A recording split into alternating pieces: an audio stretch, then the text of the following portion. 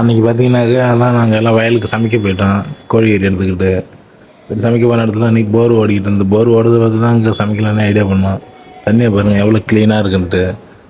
வெறும் விவசாய பூமி தான். கறியை பாருங்கள் எடுத்துன்னு வந்தாச்சு. எடுத்து நல்லா போரில் நல்லா சுத்தமாக க்ளீன் பண்ணிவிட்டு அங்கேயே கடையிலே வெட்டி தான் வாங்கிட்டு வந்தோம். வாங்கிட்டு வந்து இங்கே நல்லா போர் தண்ணியில் நல்லா க்ளீன் பண்ணிவிட்டு நல்லா க்ளீன் பண்ணுறது பாருங்கள். நல்லா ரத்தங்கத்தெல்லாம் சுத்தமாக எடுத்துகிட்டு அதில் உள்ள இதெல்லாம் எடுத்துகிட்டு இங்கே வருங்க சமைக்கிறதுக்கான காய்கறிலாம் ஒன்றும் இல்லை.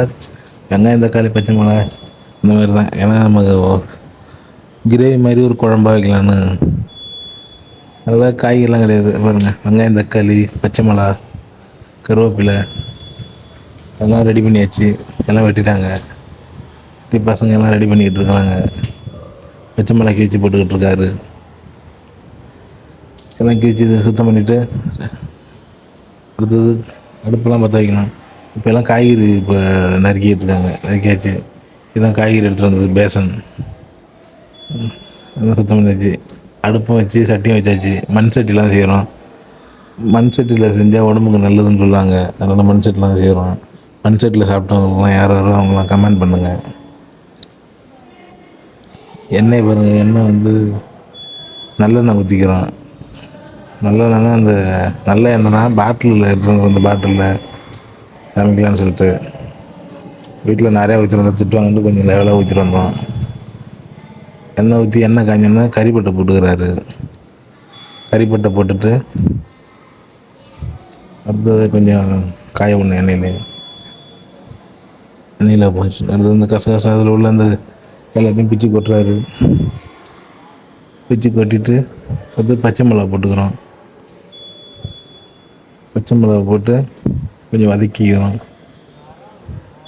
பச்சை மிளகா இருக்கும் பிறகு ஒரு 10 பச்சை மிளகா இருக்கும் பிறகு நல்லா வதக்கிக்கிட்டு நல்லா வதக்கிக்கிறோம். நல்லா எண்ணெயில் வதக்கணும். நல்லா வதக்கணும். நல்லா வதக்கணுன்னே கொஞ்சம் வெறுவு கொஞ்சம் வைக்கிறாரு. அடுப்பு கொஞ்சம் சரியாக எரியல. அதில் வெறுவு வைக்கிறாப்படி. அடுத்து நல்லா வந்து வதக்கிட்டு இருக்காரு. மண் சட்டிங்கிறதுனால சூடே ஆகாதுங்க. அடுத்து வெங்காயம் போட்டார். வெங்காயம் மேலே போகுதுன்னு நினைக்காதீங்க. சும்மா ஒரு ஃபார்மாலிட்டிக்கு கொஞ்சம் நல்லா இருக்குங்கிறதுக்காக போட்டிருக்கோம். மேலே ரிவர்ஸ் கிடையாது. நல்லா வதக்கி தச்சுங்க. அடுத்து உப்பு போட்டுக்கிறாரு.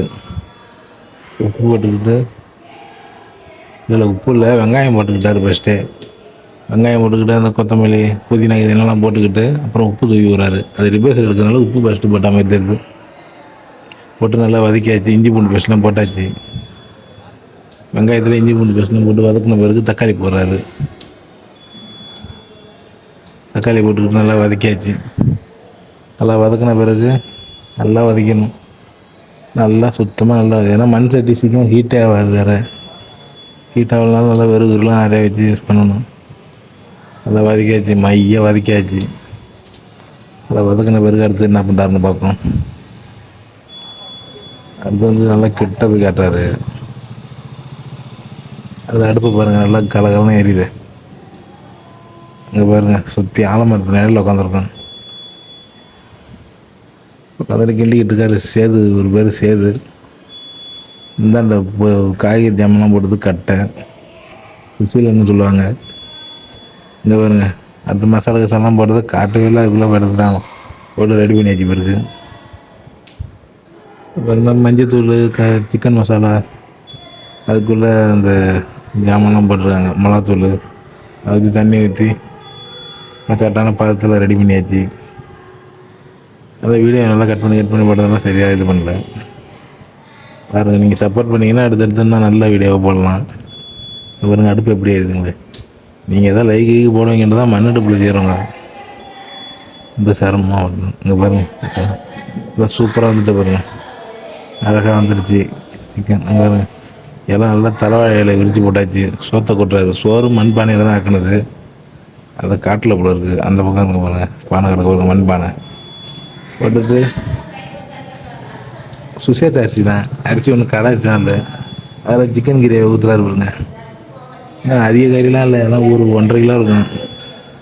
பசங்களுக்கு கொட்டேஜிங்க பாருங்க எவ்வளோ அழகாக இருக்குன்ட்டு. அருமையான கறி. நல்ல ஒரு சிக்கன் குழம்பு. பசங்களோட சேர்ந்து சாப்பிடும்போது அது ஒரு ஆனந்தமாக இருக்குது.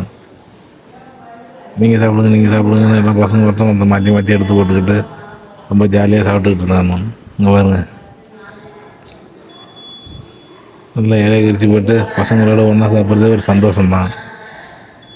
அதெல்லாம் வந்து நம்ம ஹோட்டலெல்லாம் போய் சாப்பிட்டா கூட இந்த அளவுக்கு ஒரு சந்தோஷம் கிடைக்காது.